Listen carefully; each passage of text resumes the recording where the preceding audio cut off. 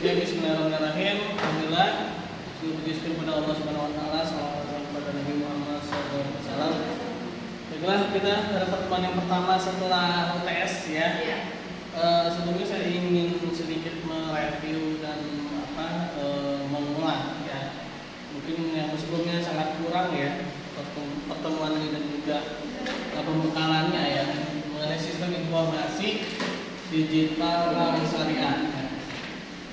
Nah, sebelum masuk ke mata kuliah ini sebenarnya ada beberapa pramata kuliah yang harus teman-teman tempuhi atau bekalnya ya, yaitu mengenai dulu ada namanya sistem operasional bank syariah ya, tapi mungkin namanya lain. Sekarang itu namanya manajemen bank syariah atau manajemen operasional bank syariah kalau salah ya. Nah, mungkin saya hanya ingin sedikit mereview ya, sedikit perbedaan antara bank syariah dan bank konvensional ya. Nah, walaupun sebenarnya dia ada di mata kuliah lain, tapi secara sistem informasi digital ya, sebenarnya ya nggak jauh beda ya. Yang membedakan bank syariah dengan bank konvensional itu adalah akadnya ya. Kalau secara teknologi ya mungkin sama aja gitu ya. Nah, mungkin yang agak berbeda, bahkan bisa jadi bank konvensional lebih canggih daripada bank syariah, bisa jadi ya, tidak menutup kemungkinan. Tapi yang harus kita ketahui di sini adalah perbedaan secara akad-akadnya ya. Nah, secara global ya, kalau bank konvensional kan gini ya, bank konvensional. Nah, sini ada nasabah penabung ya, di sini ada nasabah pembiayaan. Nasabah penabung kan naruh uang di bank ya.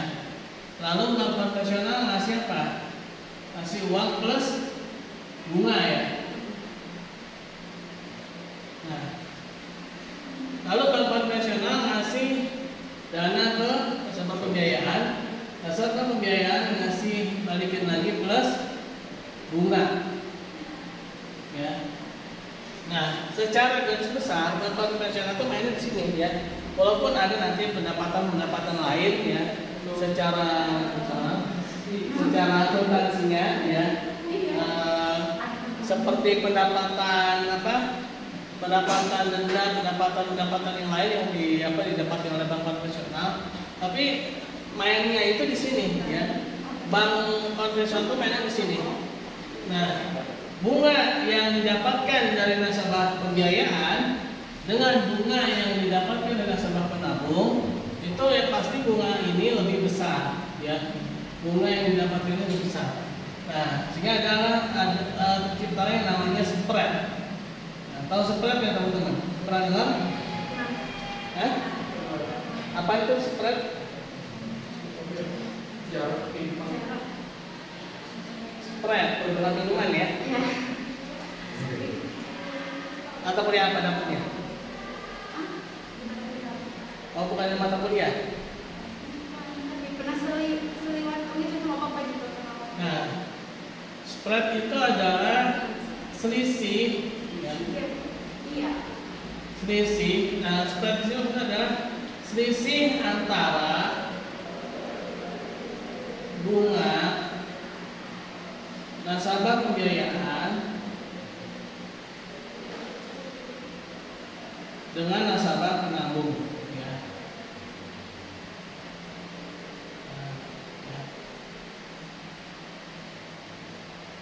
Nah, sebenarnya mata kuliah lain nih ya, tapi udah dapat belum ini? Ada namanya spread positif ya, dan spread negatif ya. Nah, kalau spread positif itu bunga nasabah pembiayaan lebih besar daripada bunga nasabah penabung. Nah, kalau ini yang negatif, bunga nasabah penabung yang lebih besar daripada bunga nasabah pembiayaan ya. Tahu bunga kan teman-teman ya, bunga, tahu bunga.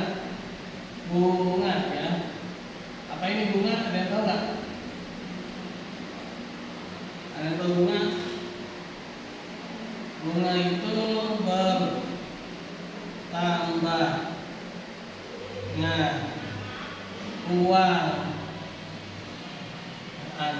bertambahnya uang, ya, neraka, ganjaran, ya, Anda, ya. Nah ini bunga ya. Bertambahnya uang, neraka, ganjaran Anda. Tahu riba? Tahu riba nggak? Rayuan,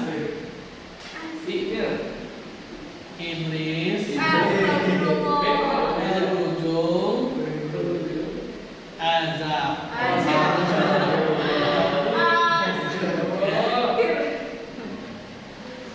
Sebenarnya kita konvensional apa ya?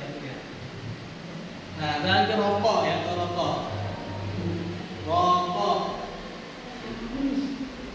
racun, obat, antuk, ya, orang, kafir. Astagfirullahaladzim aja, istighfar aja. Asyhadu.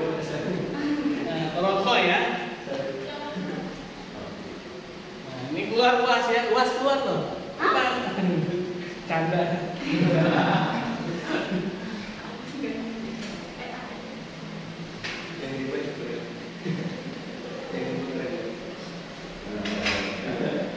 Oke, itu ya.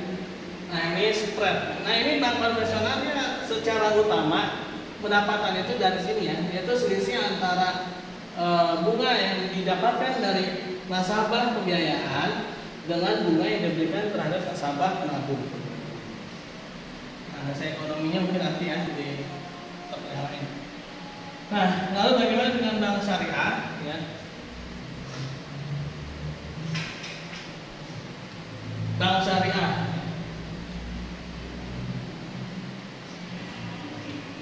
Nah, sama nih ada nasabah penabung. Memang kan bank itu fungsinya adalah intermediary, itu penghubung antara nasabah surplus dan nasabah minus, ya, nasabah pembiayaan.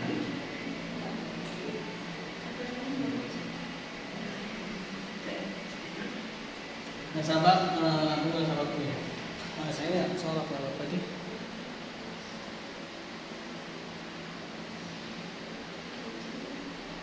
Nah, kalau dalam bank syariah dia gini, ada tabungan dengan akad wadiah, ya, atau mana? Nah, ini harus contoh itu nih ya. Nah, nanti dari sinilah kita kan tahu sistem informasi digital itu ya berbeda di situ, gitu ya. Tapi udah dapat belum yang kayak gini? Mata kuliah lain? Belum kan? Nah, terus ada lagi tabungan yang namanya tabungan mudharabah. Ya. Nah, dana-dana ini diserahkan, ini kan terkumpul di bank syariah, pooling di sini ya.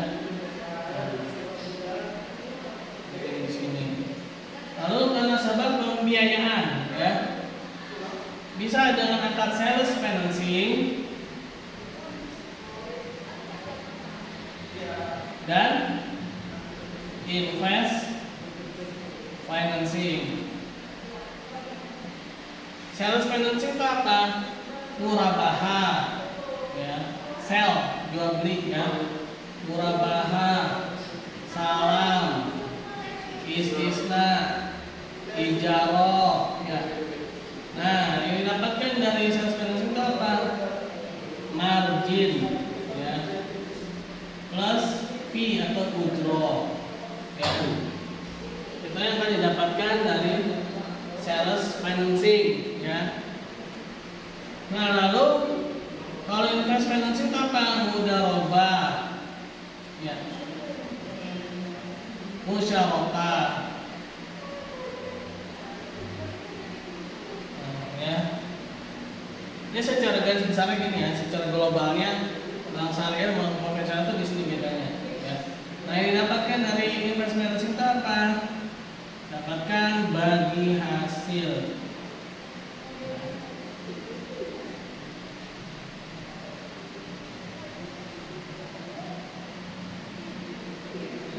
setelah didapat ini ya, maka nasabah dengan akad mudharabah ya, baik itu tabungan maupun deposito ya, itu akan mendapatkan namanya bagi hasil ya. Nah, kalau ini dapat apa dia nih? Saya kasih garis putus-putus ya. Ini bukan kata spidol yang habis ya, tapi ini karena memang dia sifatnya itu nggak pasti, nggak boleh dipastikan ya. Yang namanya wadiah ya, domanah, wadiah itu ya, titipan itu dia nggak boleh dipastikan harus dapat bonus ya. Nggak bisa. Kenapa? Karena yang namanya wadiah ini dia zero risk ya, atau zero risk ya, risikonya nol ya. Namanya wadiah itu titipan itu dia tidak mengandung risiko ya. Nah, sehingga dalam prinsip kaidah fikih muamalah al-ghurmu bil ghurmi al-kharaj bil dhaman ya. Artinya setiap pendapatan harus ada biaya, setiap ada hasil harus ada risiko. Nah, sehingga kalau dia tidak ada risiko, maka dia tidak boleh mendapatkan hasil. Nah, jadi adanya hasil itu karena dia menempuh risiko. Wadiah dia tidak ada risiko. Yang namanya nitip, kayak kita nitip sendal aja di masjid ya. Itu kan kita beresiko lah. Kalau nitip nggak boleh ya. Risiko ditanggung oleh tempat penitipan ya.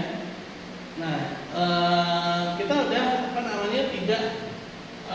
tidak ada risiko disebutkan.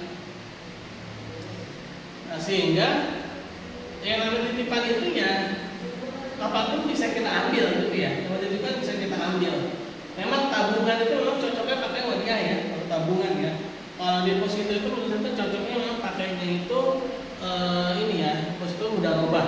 Kenapa cocoknya ke mudharabah? Karena yang namanya orang punya usaha, punya proyek ya, itu kan nggak bisa tanggal 30 disetor, tanggal 1-nya tentunya tabungan udah habis gitu, kayak kita gitu ya.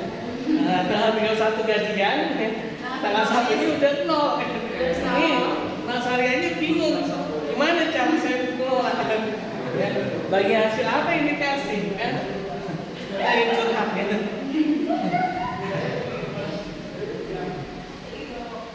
Nah, makanya wadiah itu tabungan itu memang cocoknya ke wadiah ya, karena dia tidak ada risiko dan memang jumlahnya kecil ya, jumlahnya itu kecil wadiah.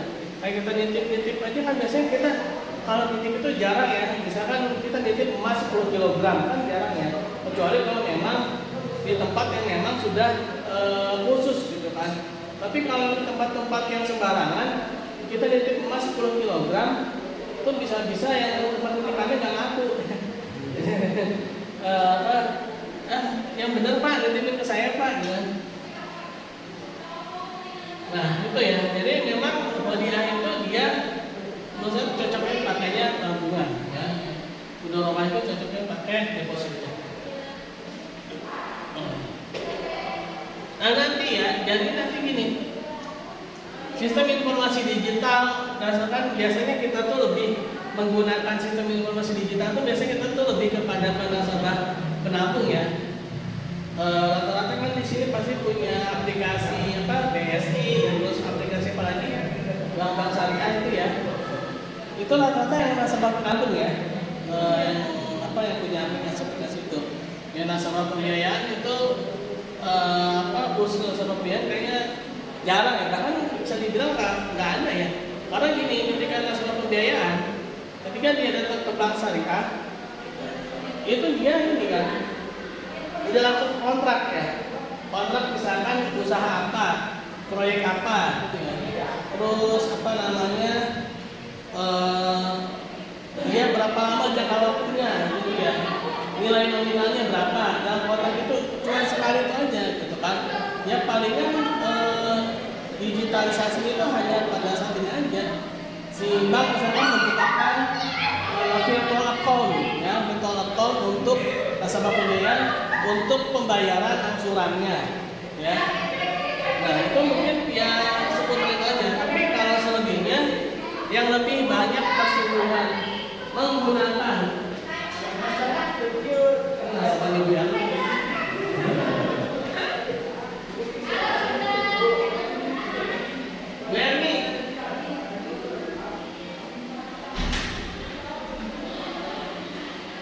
Nah, selebihnya itu memang lebih kepada nasabah penabung ya. Nasabah penabung itu dia memang lebih beragam ya, misalkan transfer, ya, terus apalagi apa namanya, pembayaran PLN ya, pembayaran angsuran ya kan, itu biasanya nasabah penabung tuh ya, di aplikasi-aplikasi apa tuh, mobile banking ya, kayak apalagi pembayaran zakat ya kan, terus bahkan sampai-sampai ada azan juga ya. Nah, ya kan, azan juga ada ya di BSI ya. Nah, itu merupakan salah satu digitalisasi ya, informasi digital. Nah, sebenarnya kalau bicara sistem informasi digital itu sistem ya, bicara mengenai sistem. Nah, berarti sistem itu apa sih? Alur ya, alur dari apa namanya, perbankan itu ya. Alur apa? Alur pendanaan dan alur pembiayaan ya. Tapi kalau pembiayaan itu dia biasanya tidak serumit pendanaan ya. Karena biasanya kalau orang punya tabungan itu biasanya tadi ya, dia bisa digunakan untuk berbagai macam fungsi ya, untuk pembayaran kuliah dan sebagainya macamnya ya. Bisa pakai sistem informasi digital, itu adanya mobile banking ya, adanya, kalau dulu itu mobile banking dengan internet banking beda ya dulu ya. Kalau kita bicara internet banking itu sebenarnya bicara mengenai sekarang ini aplikasi ya. Nah, kalau mobile banking itu sebenarnya dulu itu kalau dibilang mobile banking, SMS banking itu masuk dalam mobile banking ya. Nah, dulu tuh ini loh, orang transfer lewat SMS ya. Terus sekarang ini udah jarang ya, bahkan nggak ada. Nah, sekarang itu sudah lebih kepada ke aplikasi ya, aplikasi mobile bankingnya ya. Adanya smartphone ini memang apa ya, lompatan yang luar biasa ini ya, lompatan teknologi yang dahsyat ya. Nah, terus juga ada yang namanya itu ATM ya. ATM, ambil pendiri maninya ya. Anjungan tunai mandiri ya, atau automatic teller mesin ya, ATM. Nah, ATM ini juga merupakan salah satu digitalisasi juga sebenarnya. Sebelum adanya mobile banking, sebenarnya sistem ATM ini lebih ini ya, apa, mendominasi ya daripada SMS banking gitu kan. Nah, ATM sendiri sekarang kayaknya juga udah mulai ditinggalkan ya semenjak adanya aplikasi mobile banking ya. Nah, aplikasi ini juga sebenarnya banyak sih mengandung resiko ya, kayak penipuan-penipuan itu kayak apa, hacker ya. Resiko itu kena hacker ya, atau apa namanya, karena semacam penipuan itu ya. Nah, itu bisa menyebabkan kerugian pada nasabah. Seperti ada kejadian ya di beberapa bank ya. Untungnya bukan bank syariah ya. Ini tuh ini bukan bank syariah, tapi dia termasuk bank terbesar di Indonesia ya. Itu banyak tuh yang tentu saldonya nol ya, gara-gara cuma dapat telepon dari apa, yang mengaku dari pihak bank itu ya, tiba-tiba saja begitu dia cek saldo tinggal 50.000 ya kan. Nah, itu kan merupakan apa yang dibilang tindak kejahatan dengan sistem digital ya. Oke, lagi ya, kita lagi. Nah, ini ya, jadi sistem informasi digital, sistem yang namanya sistem itu di sini ya. Nanti bagaimana apa namanya, tabungan wadiah, bagaimana tabungan mudharabah, terus juga bagaimana alur-alur dari apa, transaksi perbankan syariah itu ya. Dan juga secara umumnya ya, memang secara umumnya hampir sama ya dengan bank konvensional ini sebenarnya. Ya, secara umumnya ketika ada transfer misalkan ya, baik bank konvensional maupun bank syariah, dulu ya kalau secara manualnya gini ya, ini bank syariah A, ini bank syariah B, dulu ya, dulu sebelum ada sistem informasi digital. Nah, di sini ada BI ya. Ketika transfer itu dia pertama di bank syariah ini harus melalui BI dulu ya.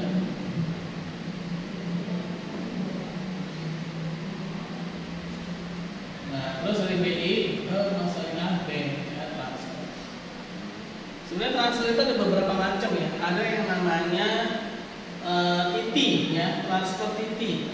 Itu transfer yang umumnya ya. Ada lagi namanya RTJS ya. Yang manual-manual dulu tuh ya, itu namanya RTJS. Nah, kalau RTJS dulu tuh saya kebetulan saya pernah jadi teller juga ya di transfernya dulu. Itu khusus untuk nominal yang lumayan besar. Dengan minimal transaksi 100 juta itu dia RTJS. Jadi RTJS itu langsung ya. Kalau sekarang sih sebenarnya langsung ya, lewat ATM kan langsung ini sampai. Nah kalau dulu itu ketika ATM itu belum begitu familiar ya, orang masih mengandalkan teller, yang namanya transfer yang langsung itu RTJS biayanya lumayan, sekitar 15.000. Ya, itu dia itu di atas 100 juta itu udah wajib RTJS. Tapi kalau misalkan cuma 100.000 gitu ya, sayang gitu ya, 15.000 ya. Nah, tapi kalau sekarang mah 100.000 juga bisa langsung sampai ya, bisa pakai ATM kan. Apalagi sekarang mah ya, yang 20.000 aja bisa sampai ya dengan mobile banking ya kan. Nah, dulu itu RTJS ya, apa yang manual-manual itu, terus ada TT. Terus ada apa tuh? WU, Western Union. Ya. Iya, dulu tuh Western Union, terus ada lagi satu lagi clearing ya. Nah, clearing itu apa clearing? Yang belum itu clearing.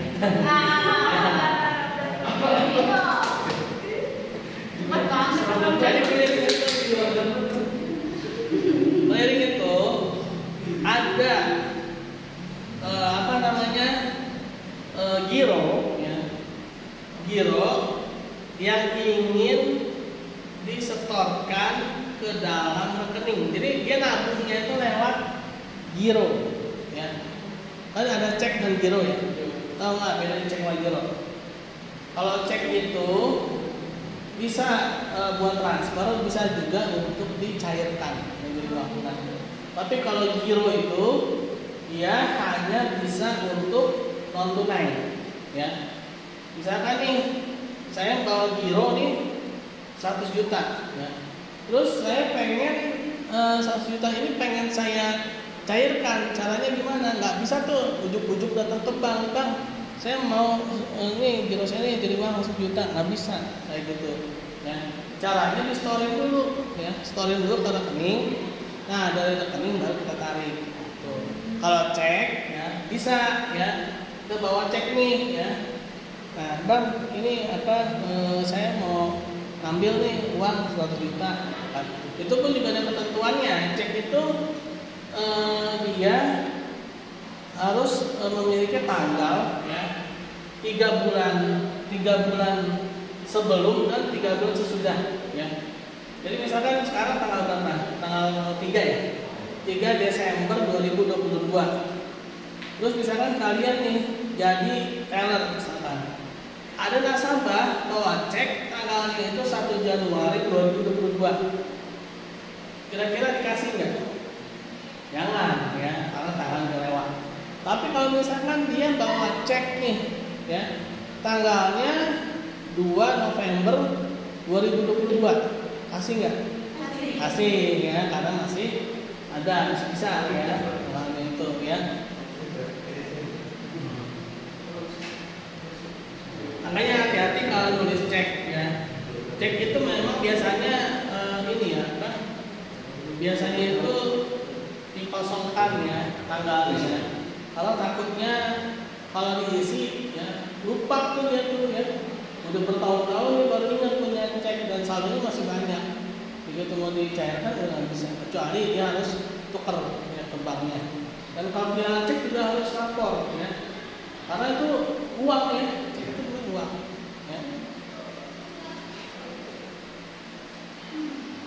Ya. Tadi kita ngomong apa ya? Kemana? Nah, clearing ya, jadi transfer yang manual-manual tadi ya. Ada RTJS, TT, clearing, WU ya. Itu dulu tuh ya. Kalau sekarang kan udah pakai mobile banking ya. Bahkan yang terakhir itu SMS banking ya, terus internet banking ya. Internet banking itu kalau dulunya dia ini semacam kayak websitenya ya.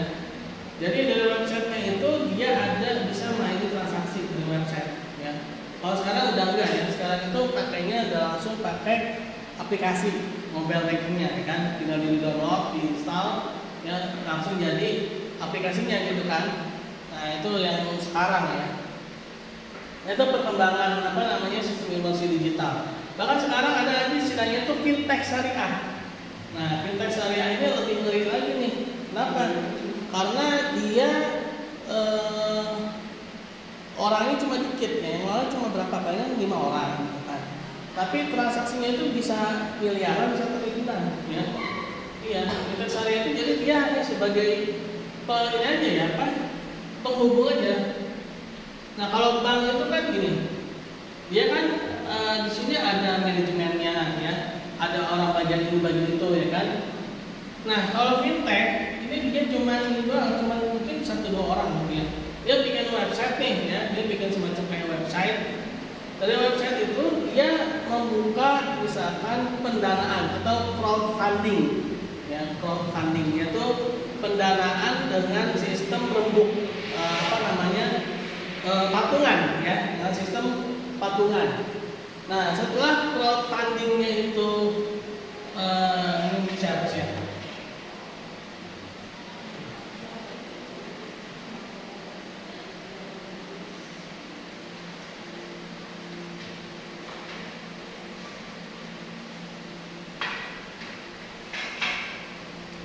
Fintech ya, fintech syariah. Bedanya ya sama seperti bank syariah ya. Kalau fintech yang konvensional mungkin dia pakainya sistemnya bunga ya. Kalau yang syariah mungkin pakai sistemnya investasi, mudharabah, musyawarah gitu. Atau crowdfunding. Jadi ini cuma misalkan 1-2 orang ya. Dia misalkan fintech syariah amanah gitu ya. Nah dia tinggal bikin ini aja nih, semacam kayak website ya.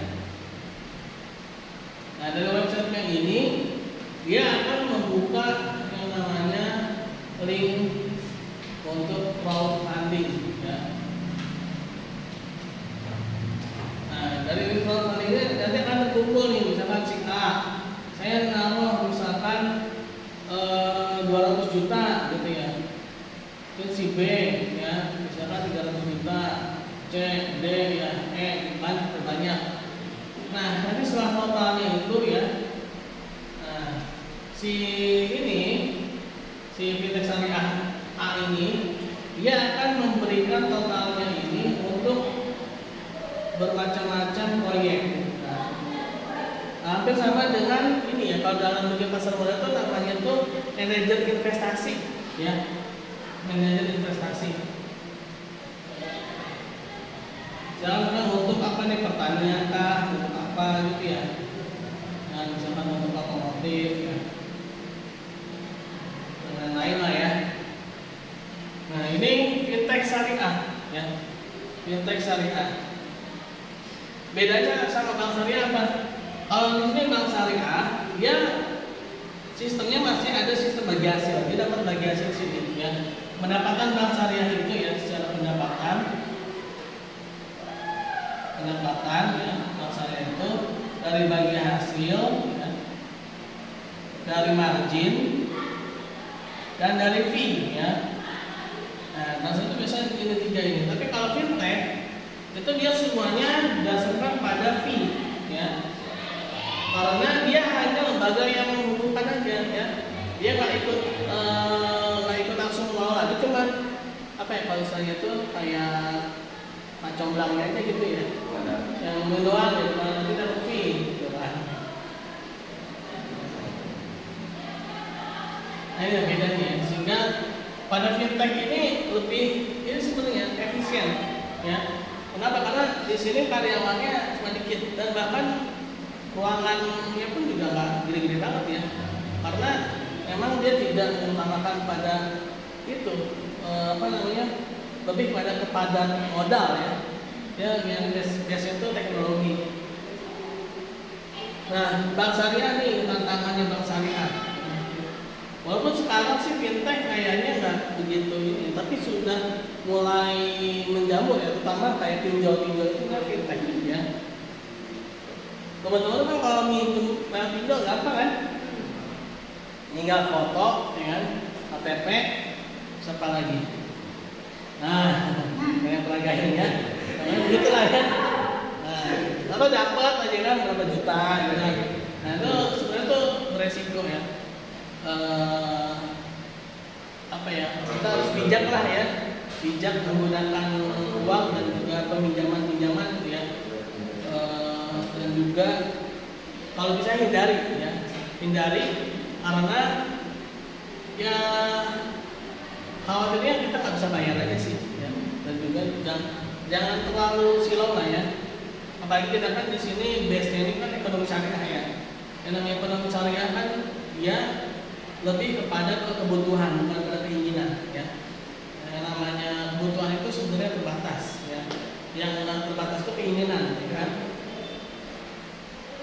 Nah, jadi itu ya. Nah, ini ya fintech syariah. Nah, ini bank syariah ya.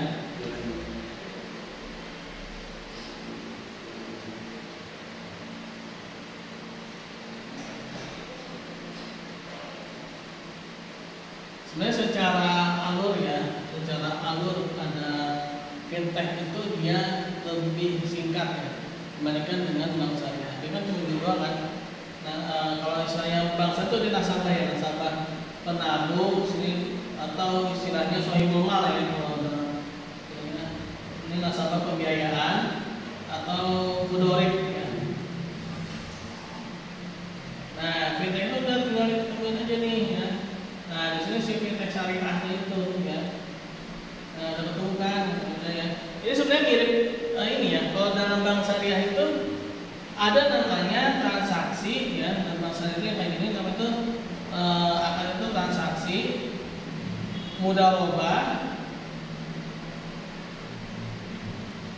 muqayyadah. Muqayyadah apa? Ada masih ingat nggak nama akuntansi? Kalau dapat kan akuntansi syariah. Mudharabah, muqayyadah, apa? Off balance sheet, ya. Off balance sheet. Sama kayak gini sebenarnya ya. Mudharabah, muqayyadah, off balance sheet itu hampir sama dengan fintech syariah. Jadi si nasabah itu dia tidak melibatkan bank syariah ya. Maksud dia melibatkan itu dia hanya menjadi bank syariah itu sebagai aja lembaga apa ya. Beda kalau yang on balance sheet kan si bank syariah itu kan dia menerima uang nih, ya kan? Nah, terus uang yang diterima bank syariah ini kan masih ke nasabah pembiayaan gitu ya. Walaupun secara terimanya itu ada yang mudharabah mutlaqah, ada yang muqayyadah, ya kan? Itu kan tentang muqayyadah, tahu ya? Beneran tahu nggak? Ya sampai ini nggak tahu. Nah, kita lulus dari Fakultas Ekonomi Bisnis Islam ditanya apa perbedaan mudharabah muqayyadah dan mudharabah mutlaqah? Nah, diem. Nah, kerjanya ngapain aja?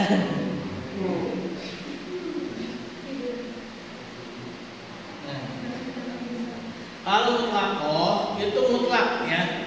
Mutlak si mudorib yang menentukan dia mengelolanya apa gitu ya.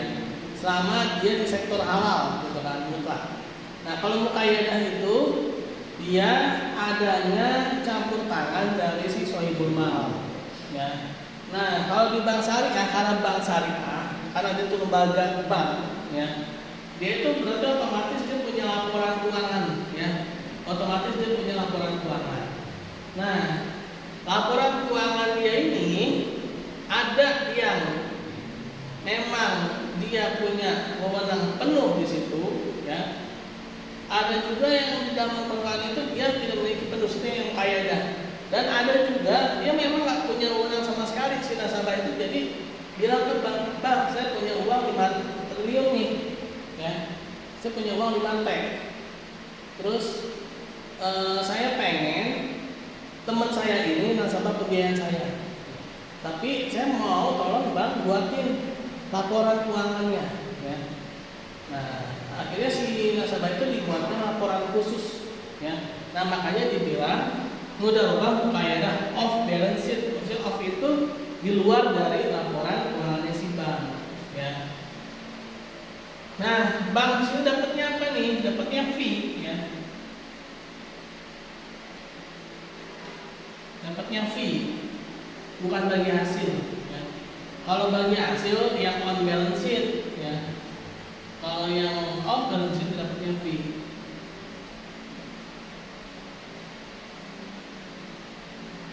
Nah, sama nih sebenarnya ya. Secara sistemnya hampir sama dengan ini ya, fintech syariah. Ya. Jadi ada nasabah-nasabah penabung ya, ada sistem crowdfunding yaitu apa bersama-sama ya, lalu dari situ diinikan salurkan. Nah, fintech ini ada yang komersial, ada juga yang sosial ya. Dulu itu ada namanya itu apa ya, WhatsApp, terus ada lagi yang tidak saya tuh ya, banyak tuh ya. Bukan ini ya nih, bukan apa namanya fintech saling ya. Sebenarnya kalau di negara-negara maju ya kayak apa Singapura gitu ya, negara-negara maju itu fintech syariah itu berkembang dibandingkan dengan lembaga perbankan. Kenapa? Karena ini ya apa namanya, mereka itu terutama pendanaannya ya, maksudnya pendanaannya ya. Mereka tuh udah sistemnya udah bagus kali ya, udah bagus, terutama dalam hal pendanaan. Nah kalau kita ini di banknya aja masih kurang ya. Tapi anehnya fintechnya berkembang juga, tapi dari sektor peminjaman ya. Ya kan kemarin tuh pinjol itu kan akan tembus berapa itu kan apa namanya pinjaman itu ya. Nah ini ya, jadi dalam sistem informasi digital bank syariah itu sekarang ada lagi tantangan itu fintech syariah ya. Di fintech syariah ini ada nanti istilah-istilah kayak apa sistem kontrak cerdas ya, terus banyak lah itu ya. Saya ada tuh bukunya ya, fintech syariah. Nah ini mengenai sistem informasi digital bank syariah secara global. Ada yang mau tanyakan sejauh ini?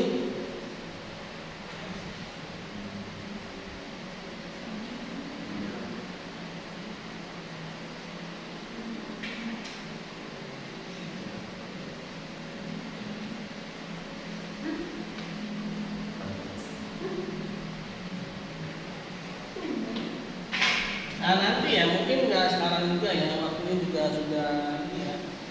Akan kita bahas yang namanya secara umum ya, ini baik yang konvensional maupun yang syariah ya.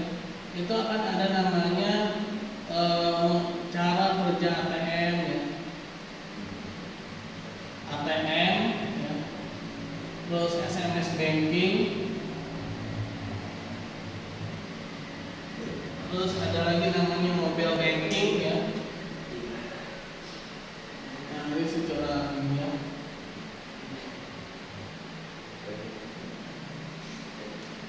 Nah, bagaimana sih cara kerjanya sistem ATM itu? Ya, bagaimana sih SMS banking?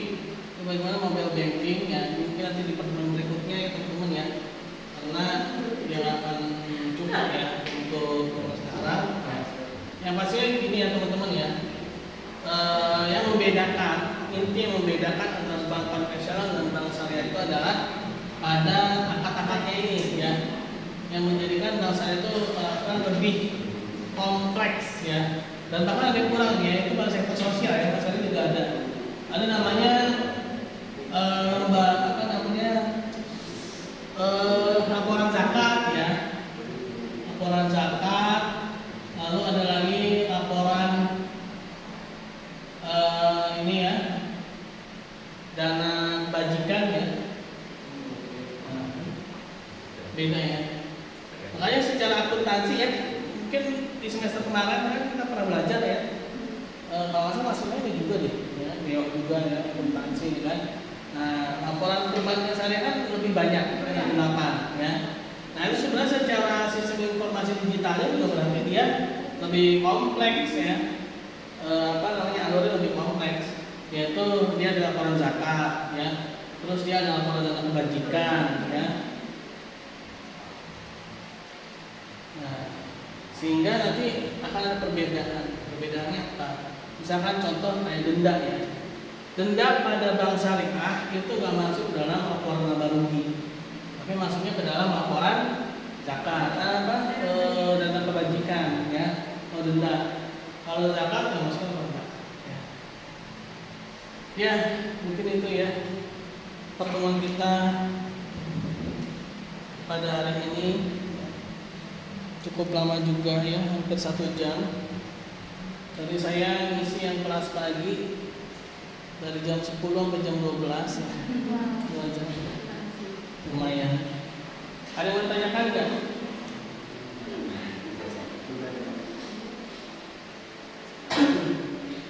Ini udah pernah dapat belum? Gambar gini. Ini secara sebenarnya ada apa? Di sini tuh misalkan ada dari stakeholder ya, kayak komisaris ya, kan juga ditulis sebagai sumber data juga. Oke teman-teman, kalau tidak ada terima kasih. Assalamualaikum warahmatullahi wabarakatuh.